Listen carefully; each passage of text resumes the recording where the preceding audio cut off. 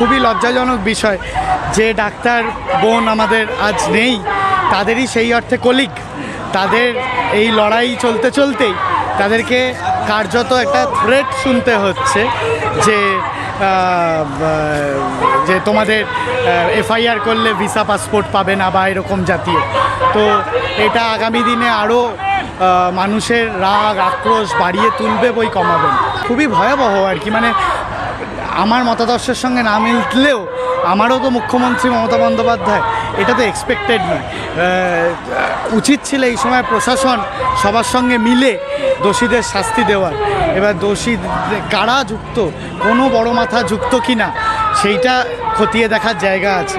না হলে এত মিথ্যের পর মিথ্যে, মিথ্যের পর মিথ্যে থ্রেট কেন আসবে? নিশ্চয়ই কোনো বড় মাথা যুক্ত আছে। তাই আমরা চাই সব দোষীদের এবং দোষীদের যারা আড়াল করছে প্রত্যেকের শাস্তি। ধামাচাপা দেওয়া হচ্ছে বলেই এত